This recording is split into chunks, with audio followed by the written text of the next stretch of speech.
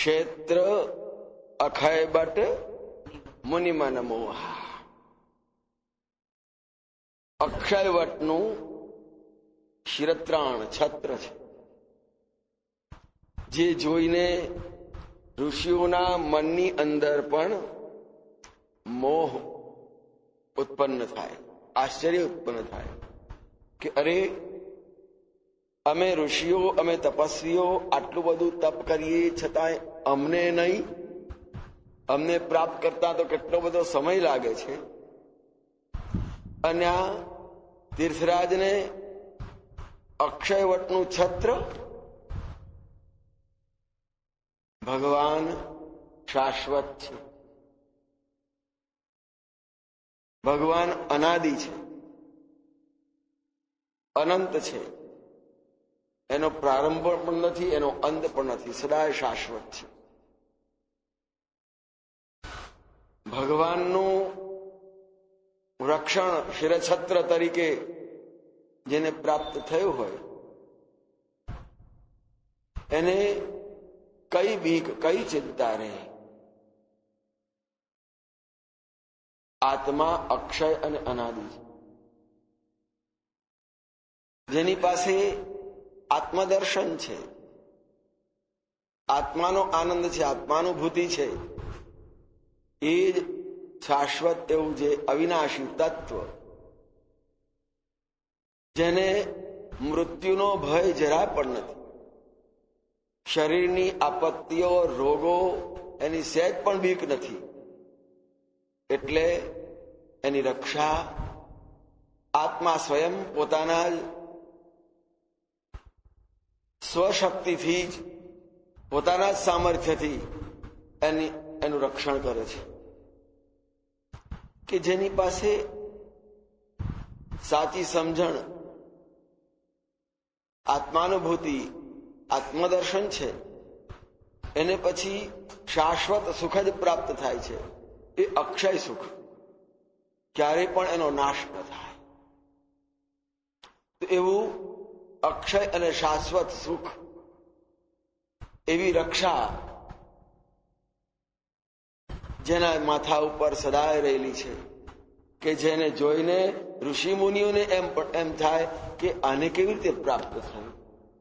અમને તો પ્રાપ્ત થયું છે તપથી, ત્યાગથી, સાચી સમજણના જ્ઞાનથી, પણ આ તીર્થરાજને તો આવું સરસ મજાનું રક્ષણ અને એક આશ્રય, ભગવદ આશ્રય જેની પાસે છે, જેની પાસે આત્મા આશ્રય છે ને, એને જોઈને દરેકને એના પ્રત્યે સાત્વિકતા, સદભાવ ઉત્પન્ન થયા વગર રહે છે. કારણ એના જીવનની અંદર ભગવદ કૃપા છે અને સાત્વિકતા અને સંયમ છે. તો સંગમ સિંહાસન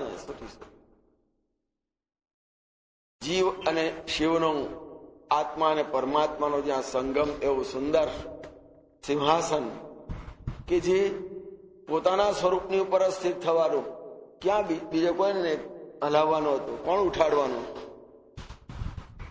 એવા સરસ મજાના સ્વસ્વરૂપના સિંહાસન ઉપર બેઠેલો હોય, એને નિર્ભયતાનું કવચ અક્ષયવડ રૂપી, કે ક્યારે એનો નાશ ન થાય.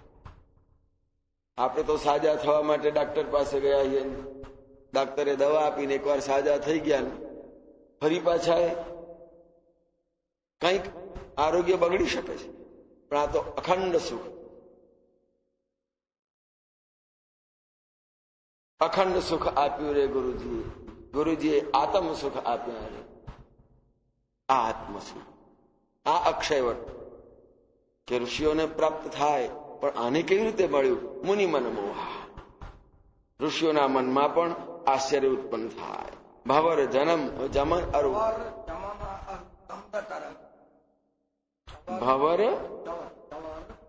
ચવર જમન અરુ ગંગ તરમ. ગંગા અને યમુના જે ચમ્મર ઢોળી રહ્યા છે, બંનેમાં શીતળતા છે, બંનેમાં પવિત્રતા છે. તો હંમેશા શાંતપણું, પવિત્રપણું, સદભાવપણું, પણ જેની બંને બાજુએ આમ પવન વાઈ રહ્યા હોય, સરસ મજાનો પવન વાઈ રહ્યો, જ્યાં સાત્વિકતા છે, પવિત્રતા છે. દુઃખગ્નો યત્ર વાતી પ્રણત જનમનો આહ્લાદકારીશ્ચ વાયુ. એવો સુંદર પ્રસન્નતા ભરેલો આ વાતાવરણના સ્પંદનો સ્પર્શતા હોય એ વાયુ એને શાંતિ આપે, એને સાત્વિકતા આપે, એને સંયમ આપે. એના બ્રહ્મ મુહૂર્તમાં આવીને બેસીએ કે કોઈ પણ સમય આવીને બેસીએ પ્રાંગણમાં, આ અનુભૂતિ થવી જોઈએ. આહ્લાદકારીશ્ચ વાયુ, પ્રસન્નતાનો, સાત્વિકતાનો, સંયમનો, શાંતિનો વાયુ એના સ્પંદનો સ્પર્શ કરી રહ્યા હોય, મનને શાંતિ આપી રહ્યા. ચવર જમન અરુ ગંગા યમુનાના જે તરંગો છે એ જાણે કે ઠંડો વાયુની સેવા ના કરી રહ્યા હોય તીર્થરાજરી. આવા સુંદર ભાવ સાથે દેખી હોય એના દર્શન કરતાની સાથે દારિદ્ર્ય ટળી જાય, દુઃખ ટળી જાય. દુઃખ ટળી જાય એટલે જે વિભૂતિઓએ ધર્મના માર્ગે પ્રસ્થાન કર્યું છે એ બધાને દુઃખ તો આવ્યા છે જ. આપત્તિઓ વિપત્તિઓ સાથે ને સાથે જકડાઈને રહેલી છે. પાંડવો, શિબી, દધીચી, નળ, હરિશ્ચંદ્ર બધા જ. પણ એ શારીરિક દુઃખને, એ મનના દુઃખને સહેજ પણ વિષાદમાં લીધું નથી, એને ગણિતમાં લીધું નથી.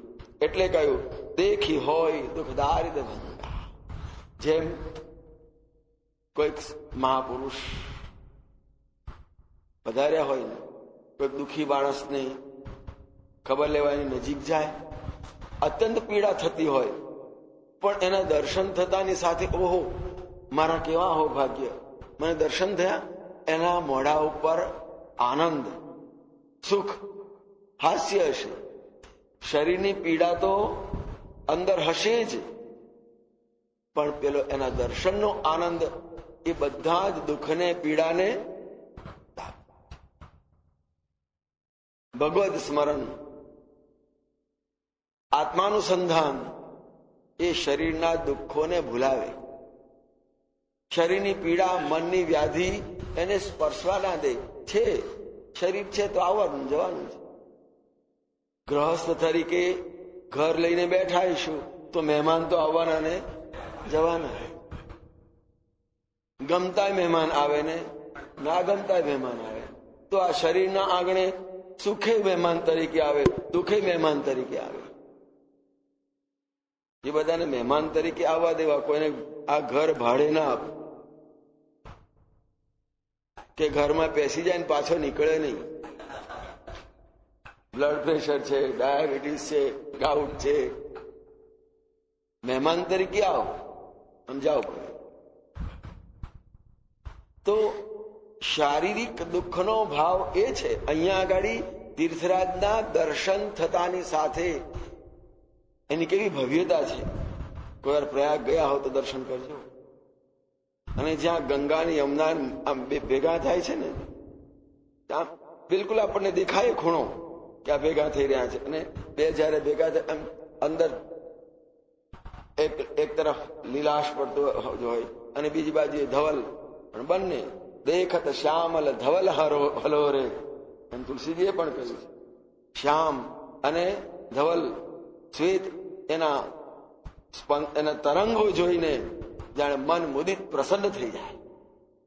એમ અહીંયા પણ ગંગા અને યમુનાના આ તરંગોના જે સ્પંદનો વાય છે, વાયુ વાય છે, એનાથી દેખી હોય દુઃખદારિદ ભંગા.